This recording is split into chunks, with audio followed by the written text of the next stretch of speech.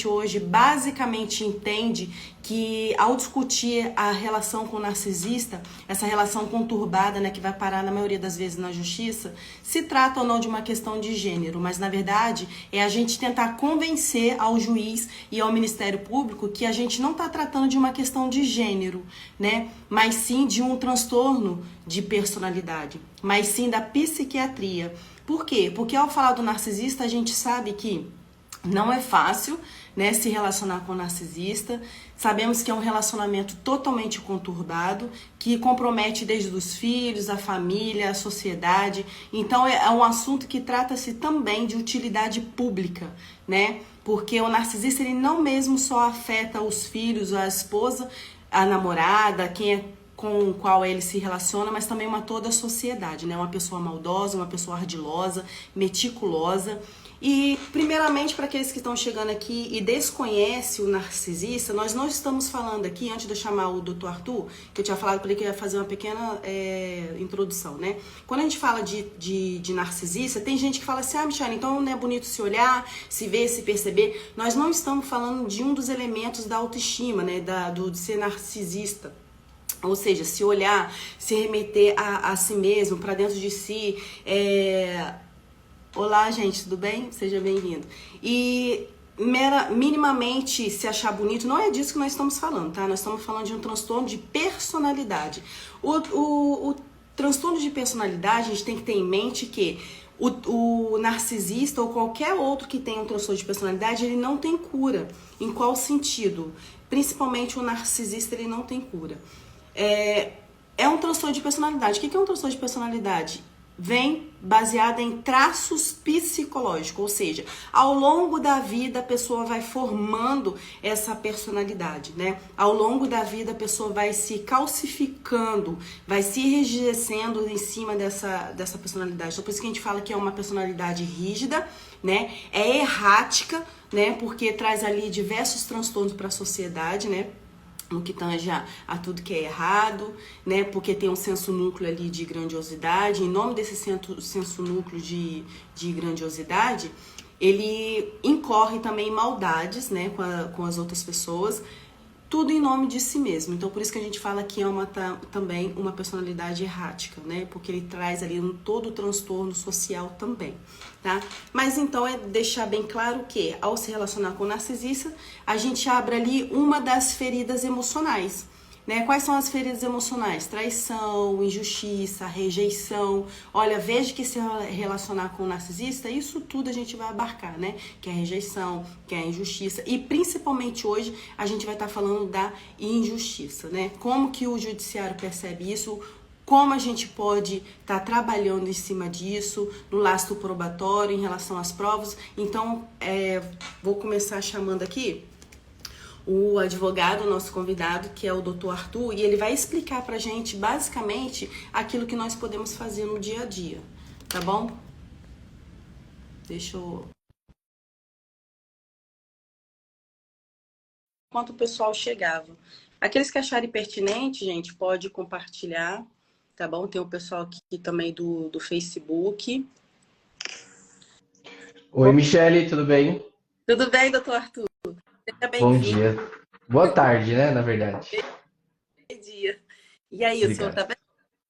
tá bem? Tô bem sim, você? Graças a Deus. É um prazer conhecê-lo, tá? O nosso primeiro contato visualmente, né? Uhum. E basicamente se apresentasse primeiramente para o pessoal poder entender qual tipo de trabalho que o senhor faz, a sua especialidade, até para aqueles que quiserem também Aham. ter contato, né, com o senhor posteriormente, tá Tá bom? certo, tudo bem. Bom, para quem não me conhece, né, eu atuo na área, né, de atuar. Na verdade, a minha especialidade é atuar contra narcisistas, né? E aí, muitas vezes acaba sendo uma causa de família, mas não se limita a somente isso, né? Também acaba entrando na esfera criminal, porque normalmente acaba tendo medida protetiva, né, de lesão à mulher, de ameaça à mulher, mas lembrando também, né, que a vítima nem sempre é uma mulher, pode ser um homem também. Essas relações elas se desenvolvem não só em núcleos familiares, mas também em relações de trabalho, né, de colegas.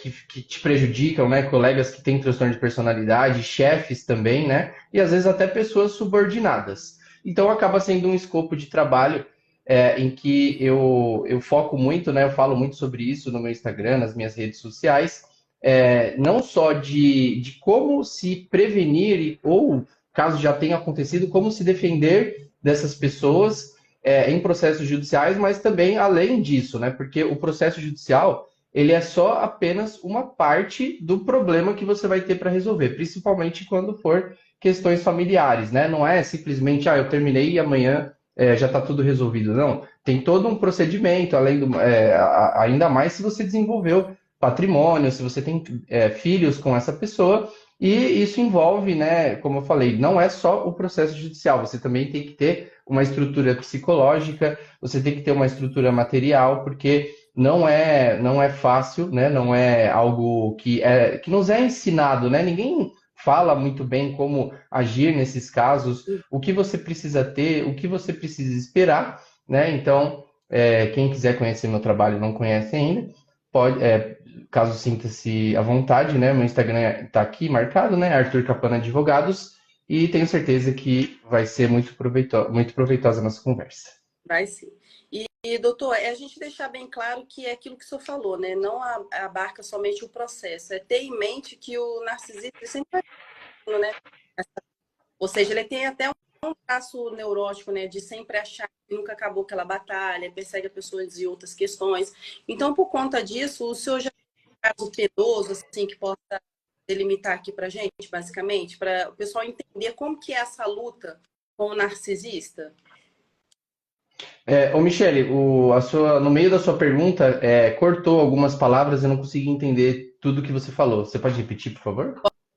Posso sim. Só que a sua imagem, eu acho que para mim aqui parou de aparecer aqui. Ah, Aqui, voltou pronto. aqui. Gente, tá ao vivo, é assim mesmo.